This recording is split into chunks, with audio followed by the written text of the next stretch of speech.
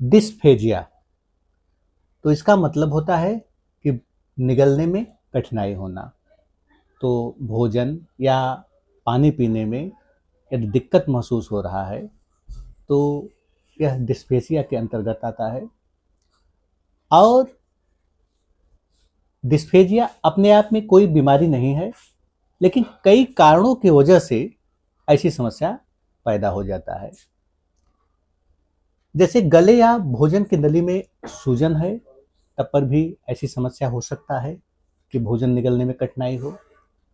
लंबे समय से एसिडिटी या हाइपर एसिडिटी की समस्या बना हुआ है तो भी भोजन निगलने में दिक्कत हो सकता है।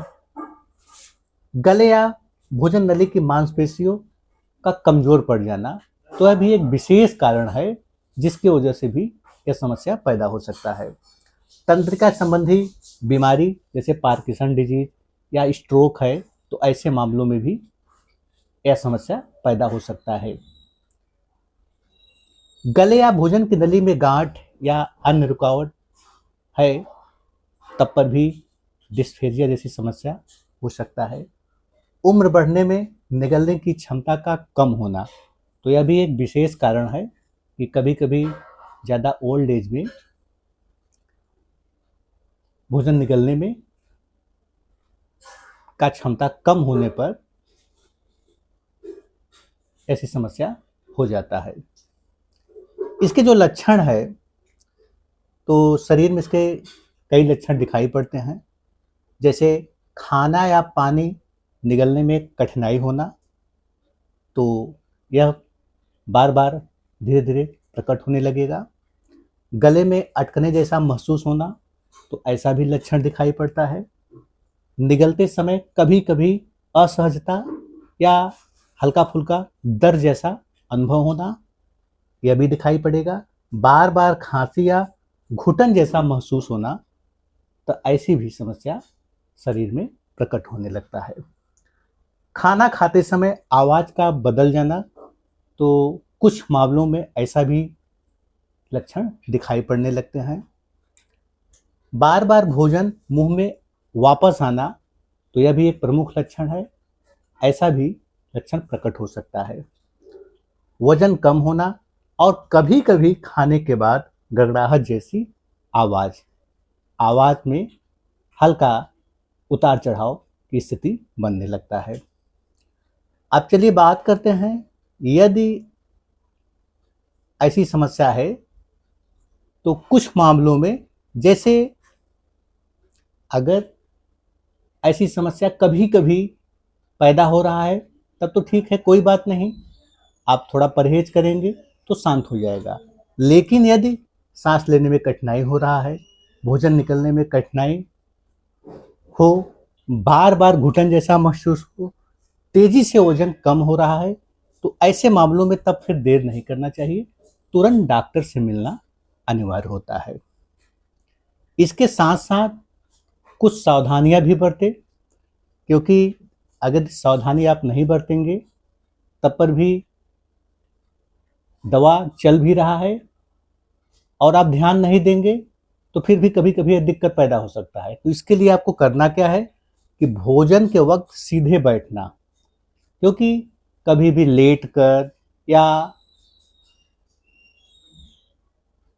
अन्य कोई शारीरिक क्रिया करते हुए भोजन न ले। जब भी भोजन ले तो ध्यान दे कि सीधे बैठकर ही भोजन ले। भोजन के बाद तुरंत लेटना नहीं चाहिए, क्योंकि कुछ मामले में लोग ऐसा करते हैं कि भोजन के बाद तुरंत लेट जाते हैं, तो ऐसे मामलों में तो बिल्कुल नहीं करना चाहिए। भोजन के बाद कम से कम 20 से 30 मिनट सीधे बैठे। इसके बाद कुछ बातों का आप और ध्यान दीजिए कि ऐसे लोगों को बहुत ज़्यादा सख्त भोजन नहीं करना चाहिए, जैसे सूखा भोजन। ऐसे लोगों को गाढ़े तरल पदार्थ अपने डाइट में शामिल करें, जैसे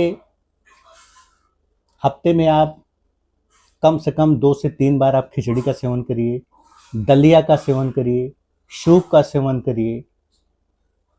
यदि रोटी की इच्छा हो रही है तो कोशिश करिए कि एक टाइम आप तरल पदार्थ लीजिए, अब बीच बीच में आप एक टाइम आप रोटी लीजिए, हरी सब्जी के साथ लीजिए। और इसके साथ साथ यह भी ध्यान दें कि कच्चा सब्जियां का सेवन नहीं करना है। इसके साथ साथ जो लोग नॉन वेजिटेरियन हैं तो वे भी बहुत ज़्यादा चिकना या मसालेदार या बहुत ज़्यादा सख्त मीट से परहेज करें। अब चलिए बात करते हैं कि जो लोग नॉन वेजिटेरियन हैं तो वे चिकन लीजिए, उबली हुई मछली का सेवन करिए, उबला हुआ अंडा का सेवन करिए, लेकिन बहुत ज़्यादा तीखा, मसालेदार और चिकना इन सब चीज़ों का ध्यान दें। और जो लोग नॉन वेजिटेरियन हैं वे भी कोशिश करें कि नियमित आप मीट का सेवन न करें, बीच बीच में अपना डाइट आप चेंज करते रहिए। ऐसे लोग भी तरल पदार्थ का सेवन करिए, अब बीच बीच में आप मीट लीजिए तो ज़्यादा अच्छा रहेगा। इसके साथ साथ परहेज भी बेहद इम्पॉर्टेंट है, क्योंकि जब तक आप परहेज नहीं करेंगे तो समस्या पूरी तरह से ठीक नहीं हो पाता है।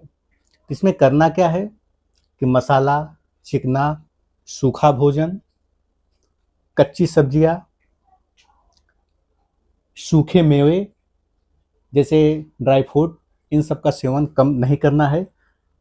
और जो लोग नॉन वेजिटेरियन हैं वे लोग भी ध्यान दें, सख्त मांस, बहुत तला हुआ चिकन व कबाब, सूखा कबाब, तो इन सब चीज़ों से बिल्कुल परहेज करें।